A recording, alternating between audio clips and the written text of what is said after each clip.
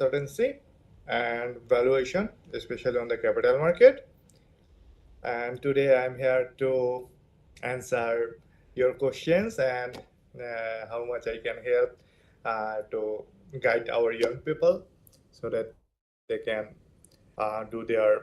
make their own business or clear their ideas for their businesses so that they can have a better future and better business aspects.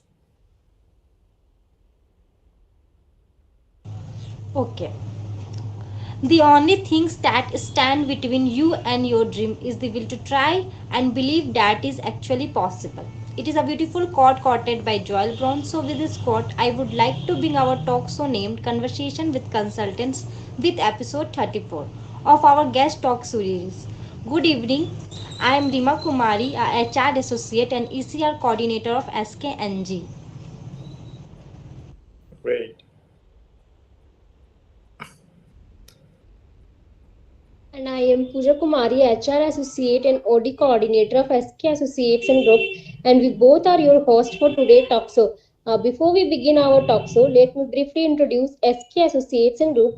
We are an ISO certified management consulting firm registered under MSMED Act 2006 with the Government of India.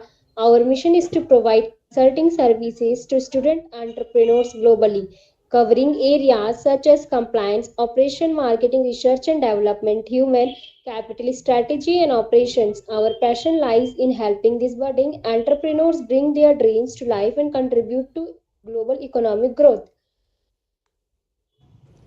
Entrepreneurship is a catalyst for change and innovation. It's a powerful force that can reshape industries, transforms lives, and make a world better place. We are committed to supporting student entrepreneurs on their journey, equipping them with the tools, knowledge, and networks they need to succeed. Now, before we begin our show, let's take a moment to introduce our guest for today. It gives us immense pleasure to welcome Dr. Rubaiyat Shaimom Chowdhury, Associate Professor of Finance at Bangladesh University, to this special event. We are truly honored by your presence today. We are thrilled to have you share this momentous occasion with us. We would like to start this interview with our first question for you. What led you to pursue a career in finance and what keeps you passionate about the field? Okay, and thank you for the question. Basically, whenever I have entered into the university, so the most important thing in any human life is basically the money. And for money, you need to understand the money. So, in which subject you can have the best understanding about the money? There's the finance. So that is why I have the idea for studying the finance and understand how money works, how things would be work, how investment can be used, why investment is needed, and why saving is different from the investment, and how people can understand or people can do the things they needed through the finance. And after the studying the finance, whenever I was a student in Dhaka University, University of Dhaka, in finance for BBA and MBA, at that time I would just understand the basic things. But mainly my passion grew when I have entered into my job life, where I found that at every business, everything, every service, every business, every product has a different story of their profitability, and this profitability is basically translated to the finance. So I try to understand how the finance would work in the businesses in different sectors, and also the new innovation and technology, how they could have their impact on the finance and the new sort of the business things. It's great. Your next question is, can you explain how recent developments in financial technology, fintech, are reshaping traditional finance? Yeah, that's a very interesting thing. So first of all, you need to understand what is basically fintech is.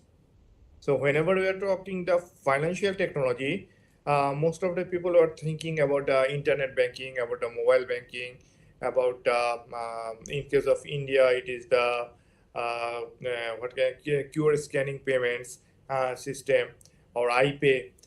But those are obviously financial technology, but it has a bigger picture. That is, you need to understand the blockchain, you need to understand the crypto, you need to understand uh, the AI used in the financial services. So all of those things come together with the name under the broad heading of the financial technology. So whenever it comes about talking about the financial technology, it will reshape everything. For example, if you think the crypto, suppose you have two things. One is physical money, and on the other hand, you have the cryptocurrency.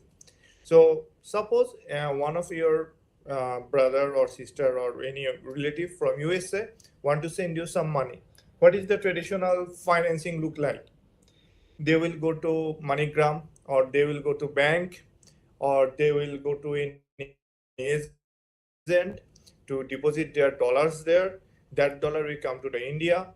At that time, they will come to the bank. That would be converted, and you will get the rupee. That was the traditional finance. What we have to do there. But how fintech works with the cryptocurrency, you can just send the crypto from your wallet, and your friends and family who is working or living in USA can send the crypto to your wallet within microseconds. So that's the beauty of the financial technology, how these things can make the money more borderless, more transparent, and more easy to transfer. So these things will completely change the theoretical background and even the present understanding of money of us. Okay, moving ahead, next question. What role do you believe financial literacy play in today's economy and how can it be improved? Okay, so what we have talking just before that, whenever you are talking about the fintech, so it's a new thing, and financial literacy is also related with this. Suppose if you don't understand the crypto, you are not financially literate enough for using this method or this tool for your businesses or for your things. Beside that, even in case of the subcontinent, suppose you are thinking about the Bangladesh, India, Pakistan, in this subcontinent, the financial literacy is very low. How? People don't understand the difference between the savings and investment. Most of the people think that whenever I save 10 rupee or 10 taka for 1 month, so that's an investment of mine. I save the money, put the money in the bank, and that's my investment. Or I save the money, invest that money to any small shops or anything. That's the investment, but that's not the thing. Whenever you are just saving the money, that is not the investment. You are just savings. You are doing the savings for the investment. So this difference has to be very much clear. That savings and investment is not the same thing. And also another thing is very common in these countries, especially in case of financial literacy. At that time, that the people, they don't want to talk about money. They think that um, talking about the money, consulting about the money is something very personal. It's like family life. You can't talk with the money with the people. So if you don't talk about money with different peoples, you will not get the new ideas for investing or increasing those money. So that's another issue. So for that thing, you need to be very much clear, very much concise about the literacy. Whenever you know the financial literacy, you can use that thing for your development, not only for your personal development, but also to your family, society, and the country. So financial literacy is very much important.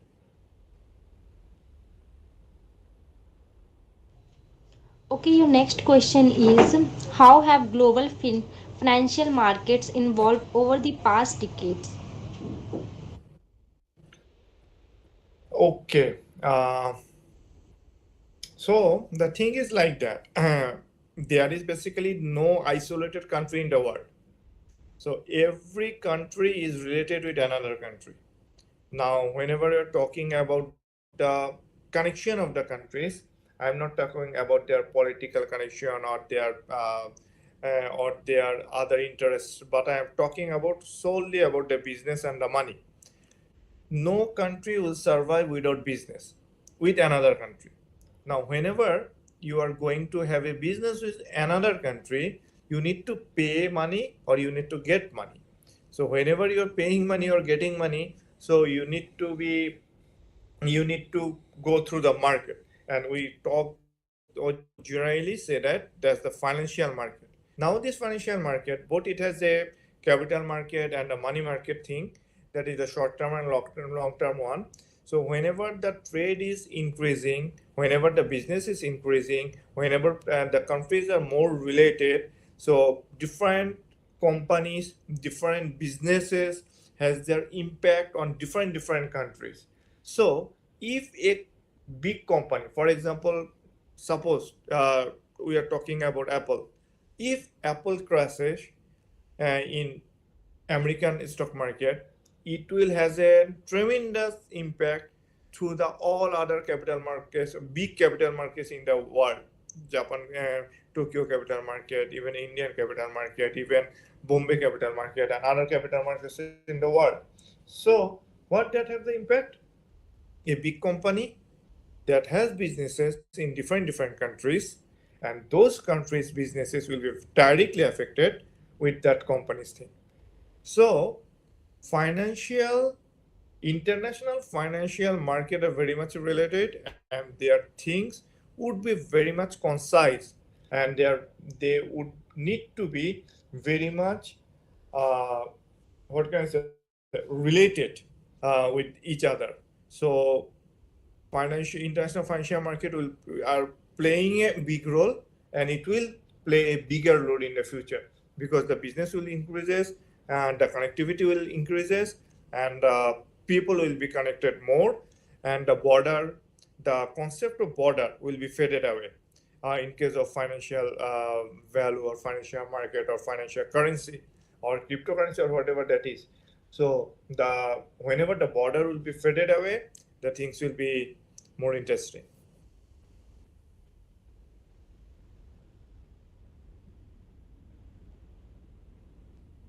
Okay, moving on next question. Could you share your insights on the relationship between financial market and economic cycle? Okay, so basically, for the connection of financial market and economic circle, so you need to understand these two things first. What is the financial market? So that is the financial market where any type of transactions happens. It can be in short term with the money market, and it can be in the long term with capital market. It can be done. And the economic cycle. What is the economic cycle? So economic cycle is generally we saw that this is a trend like this. There will be comes ups, downs. No economy is basically work like a straight line. There should be ups and downs in economies. So economy is a bigger thing. Market is a part of the economy. So whenever the economy has an impact, suppose some economy is going to the downside, or some economy is in recession, or some economy is facing very much high inflation, stagnation. So there is a different type of phases, cycles are in the economy. Whenever these cycles comes to the economy, financial market obviously face the consequences. There will be no financial market in a country where the country is facing lower GDP, high inflation, high rate of unemployment, and the financial market grows. There will be nothing like that. If the GDP is growing, if the unemployment rate is low, if the interest rate is moderate, if the inflation is quite okay, then it's naturally financial market will increase. It will both grow in quality and quantity. So there is a very close relationship between the financial market and economic cycles. Normally, those are the harmony is the same. Whenever the economy is good, the market is good. Whenever the economy is bad, the market is bad. But in the harmony is that the main harmony thing is that they are very much related, and they are very much they will affect each other. Sometimes financial market plays a what can I say, a good role to develop the economy. Sometimes financial market plays a very rescue role. Sometimes attracts direct investment, foreign direct investments, so that the economy can rescue from their problems at that time. So yeah, the economy and financial market has a very good connection, and they are very much related. It sound good. And moving ahead, your next question is, how do you interest rate affect customer behavior and corporate investment strategies? Okay, so just from our last discussion, if we can go to the interest rate, suppose, for example, you are planning to buy a new house or a car. At that time, the loan rate is, for example, 7% at January 2024. You have planned to buy the car or house at December 2024. So in January, whenever you are planning to buy the house, it's 7% interest rate for the loan, and you are planning to take 15-year loan for how much? 30 lakh rupees. Now in December, you have to plan in January, and in December, you have find that the interest rate increases. It is not 7% now; it's now 10%. That means 3% interest rate has been increased. Would you go for that house or car? Do you like to buy that now? Most of the time it will be no. It will be clean no, because um, 3% interest increase from 7 to 10%, that means almost 50% increase of the interest. So if you go for the 30 lakh taka, if you have to pay, for example, 10 lakh taka as interest, now you have to pay 15 lakh taka for interest. So that's a very big amount, the increase. So obviously, whenever interest rate increases, consumer behavior changes. Consumers will be more selective for buying the things because the price is increasing day by day. It is a one type of behavior. And another type of behavior is that as the interest rate increases, that means the bank will give you much more interest. So suppose for deposits, if it was before 5%, now it is 7% or 8%. So sometimes people will think that okay, it's a good time to put the money in a which will give me better return in future. Though it is not true always. It depends on another thing, that is the government expenditure, and what you have said, that is the, what is the role of the government here. If people have the faith on the government, that okay, this government is very good, they can manage the problems, they will reduce the interest rate in future. So it's an opportunity for me for invest my money at a higher rate in the bank, so that whenever the interest rate will decrease, I will still getting the higher interest rate of an investment. So that's a good thing. And whenever interest rate increases, government also normally reduce their expenses. So whole of the thing, whenever the interest rate increases, that is we call that it is the, which we call normally inflation. Whenever inflation increases, and if it is near to double digit, which is very bad for economy, at that time the GDP will reduce in short term. GDP has to reduce. The business will face uh, difficulties to have their money to get their money from the banks or financial institutions, because the money is costly then, and they it's very difficult for them to make the profit from the business. So that's why at that time then they will hold their ideas of investment, and all of those things combinedly reduce the GDP.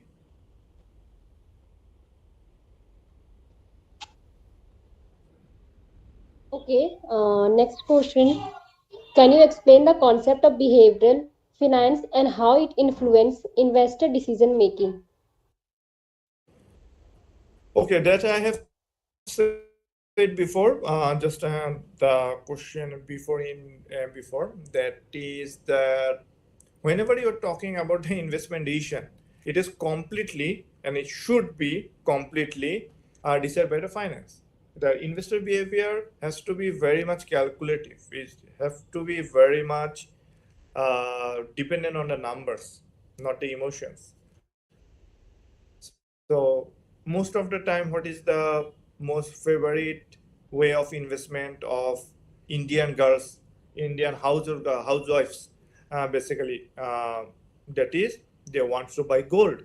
They think that gold is the best place for investment. That's true in some sense, but not completely. Whenever, sorry, whenever you will go to sell the gold, you will not get the edge gold ornaments. Basically, they will buy the gold ornaments. Whenever you go to resell those gold ornaments, you will not get enough money. That's not the best place for investing the money. If they go for the gold bars or gold coins, that will give them much better return. But what our housewives normally do, they go for the gold ornaments. So this investment decision is completely made by the emotion. What is the emotion? Is that okay? I have an ornaments. My grandchildren will have this again. So this a what we can say that parampara. So this type of things basically make the decisions a bit complicated. So in case of investment or investment behavior, we need to be very much concise about the numbers. Why we should invest in a land? Why should we invest in a property? Why should we invest in a share? Why should we invest in a mutual fund? We need to know the exact reason of why. If I invest, if I have 100 rupee or 100 taka or $100, where should I invest? Should I buy a land? Should I buy a property? Should I invest in gold bar? Should I invest in share? Should I invest in mutual fund?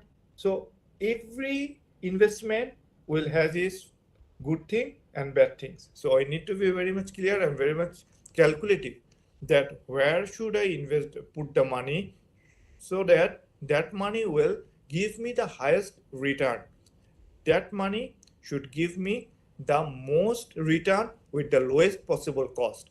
Most of the finance, always we always try to make people understand that there should be risk always. Finance will not make the risk zero. Finance will reduce the risk, but there would be risk.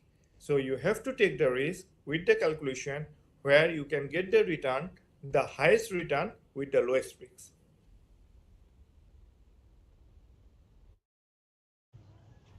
Okay, moving ahead, next question. How do you foresee the role of cryptocurrency involving in the global financial system? Okay, that's a very interesting question. The cryptocurrency, there are basically two type of different methodology here. One type of people are saying that crypto is the future. One type of people are thinking that crypto is not the future, even it is not even the present. Crypto is a currency for corruption. Crypto is a currency for the underworld things. And another people thinks that crypto will reduce the corruption. Crypto will reduce the money flow to the underworld. So there are completely two different ideologies there. But from my point of view, crypto is the future because crypto is a currency, the method where basically the control over a currency through the government is almost demolished. People can manage that money themselves without regulation. People can send the money without borders. people can use the money without be traced. So these three things is the way of identifying the what can I say, the financial independence or uh, financial leverage that people can do with their money whatever they want, and they would not be traced. So that's a very important thing. Now, is it completely good? Answer is no. Obviously, there is some problems with the crypto. The regulatory issues are there. Government has to track some financial transactions for reducing the corruption and underwater underground market activities and other things. But still, crypto is the future of the business. Things will go on the web, and there will be cashless things there. Governments are also trying to have their own type of crypto, like central CBDC, central bank digital currency type things, that central banks itself will have their own cryptos. So these things will make the things a little bit complicated though, but cryptocurrency is the future, and I think that crypto will play their role in future.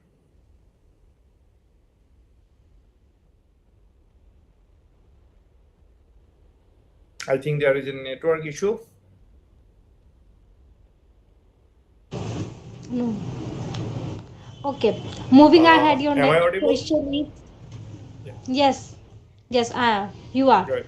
Moving ahead, your next question is how do you financially regulations impact business operation and financially stability? Basically, financial regulation is the pillar of the business stability and business functions. For example, suppose at this point, Bangladesh thinks that Bangladesh need to have their own business things, own business industry of mobile phone in Bangladesh. So, how business policy can or financial policy can help this business idea? For example, Bangladesh just put an tax of 300% or 400% on the complete mobile sets, and they have zero tax for mobile parts. So how this will change the game? For Apple, for example, suppose Apple Bangladesh is a big market for Apple. So an Apple iPhone is selling in USA is $1,000. Whenever it will come to Bangladesh, it price will be $3,000 if it is a 300% tax there.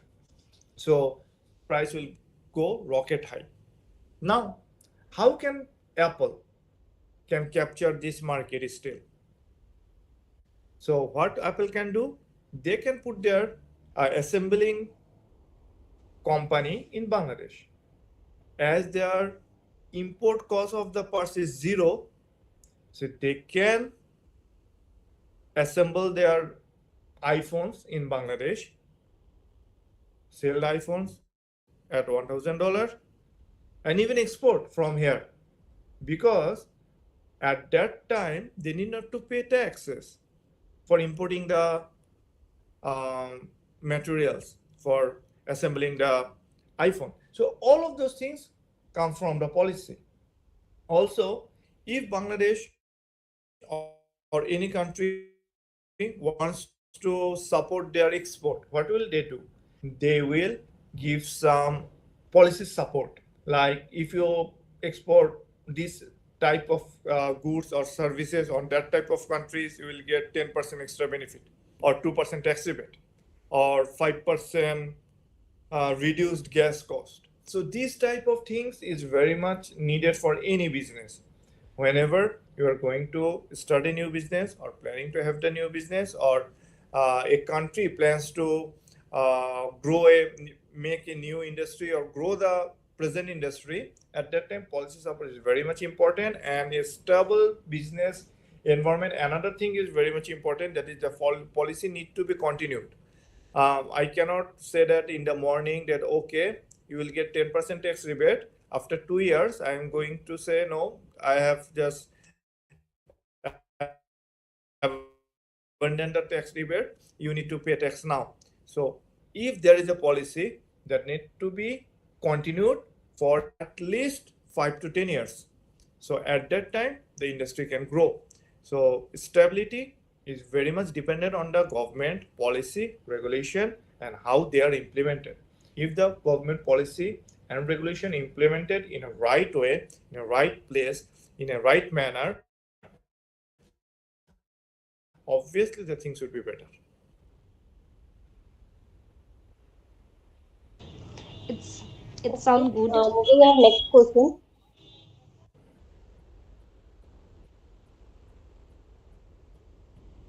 What some of the most critical financial risks that organization face today? Basically, it is a complicated question because different type of organizations face different type of financial risks. For example, bank faces one type of risk, manufacturing companies faces different type of risk, but the common thing is that most of the organizations face that increase of cost of capital. Whenever the cost of capital is increased, that people can't get the capital for the business cannot get the capital in a low cost. They has to increase their price of the product and services to get their revenue. So whenever the price increases, basically at the same time everything changes, the profitability and the operating cost and everything has been changed. So increasing the cost of capital is a big risk for the businesses, for all type of businesses. And another thing is the liquidity. If business doesn't get the liquidity or liquidity support during their need, that would be a very big problem for those businesses, because those businesses who are very much dependent on the export. At that time, if they do not get the liquidity, the LC support, and the other liquidity supports, their business will collapse in no time. So these two type of risks in the context of India, Bangladesh, Pakistan, Sri Lanka, Nepal, this type of these all the businesses have their this type of financial risks. Beside those, there are sector-wise risks. Bank have a very big risk for the non-performing loan, where they give the loans, but the loan takers do not repay the loan. So that's a big risk for them. Whenever the manufacturing companies who normally sells in credit, they cannot all the time get the credit back in the right time. So that's another type of risk for them. So there are different type of business specific risk, but still financial risks. That these two type of risks, liquidity and increasing cost of capital, is common for every business. Okay, your next question is, how do you approach risk management in financial planning and investments?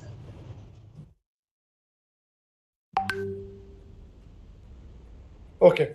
In case of risk management, basically there is no uh, standard rule, or there is no fixed rule for the risk management. Risk is changing, so the risk management will change also. So in case of investment things, whenever a company thinks to invest or a person thinks to invest, there is also a different type of management system for the personal risk and the corporational risk. So if we go for the personal risk, what we say, that whenever a person want to invest, basically there is 40 30 30 rules there. What is the 40 30 30 rules? If you want to invest 100 taka, at that time you need to invest 40 taka in very safe investment like government bonds or FDRs or in bank deposit. 30% with moderate risk, and very good shares, A category shares, mutual funds, moderate risk, moderate return. So 40 and 30 is 70, and the rest of 30% you need to invest in a risky but high return things. So at that time, if you lose from your very risky asset, investment in risky assets, it also compensate with your low risk or no risk type of asset returns. So you will survive. In case of companies, that is not very much straightforward, like personal investments, because to take the risk or you have to invest in those long term return generating assets. So at that time things are not that much straightforward, but it's still companies most of the time try to reduce their risks through diversified their investment. Their investment is not normally for a one type of business or one type of shares or one type of investments. They diversify their business, their investment, so that their risk reduces.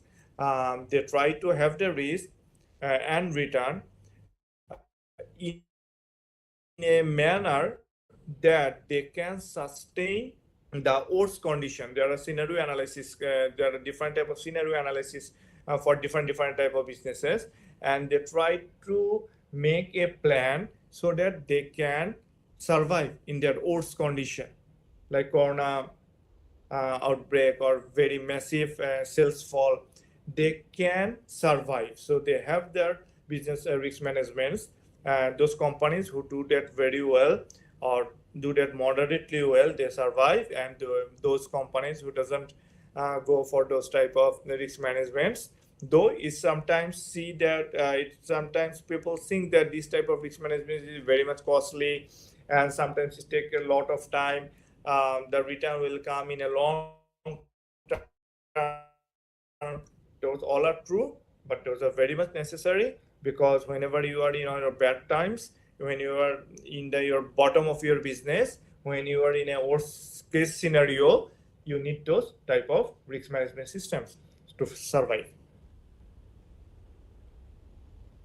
Okay, your last question is, can you elaborate on the importance of liquidity in financial market and its effect on economic growth?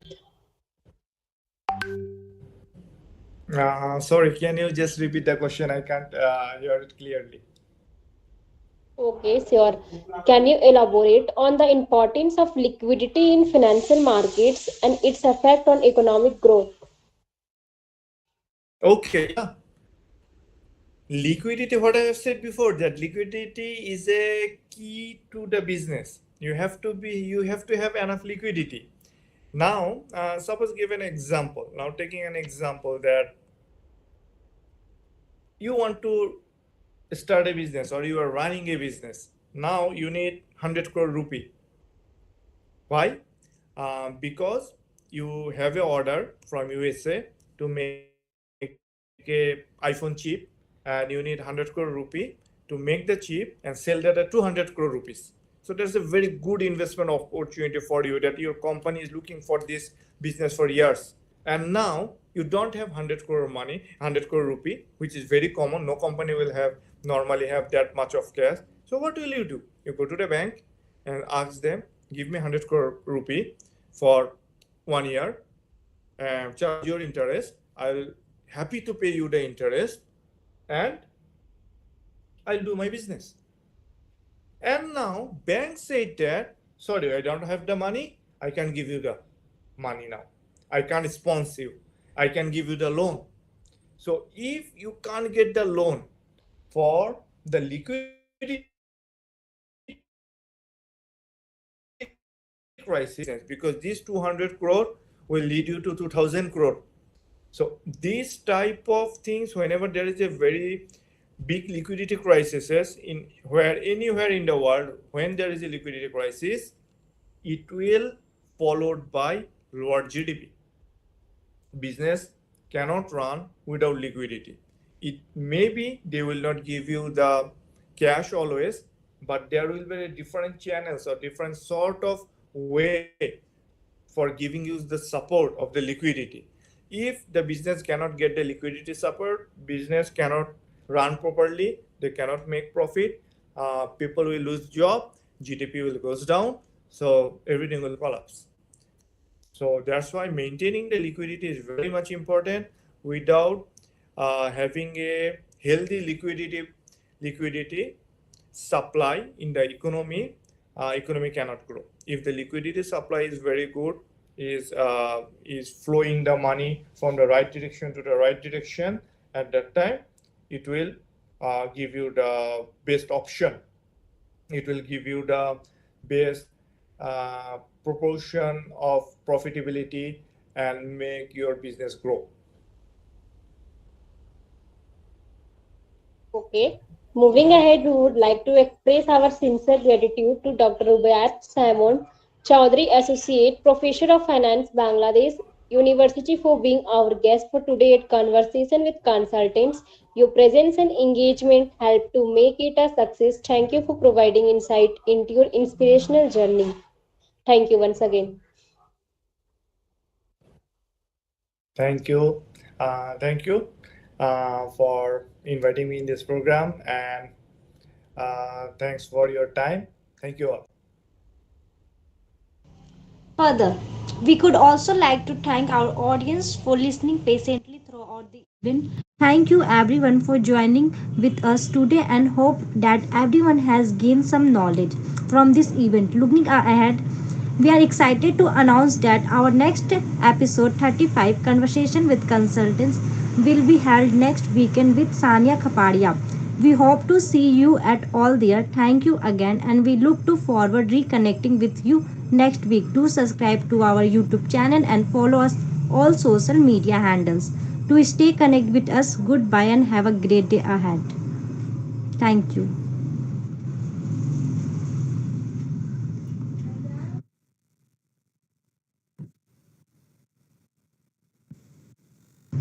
Now we are Thank you. Thank you. Good night.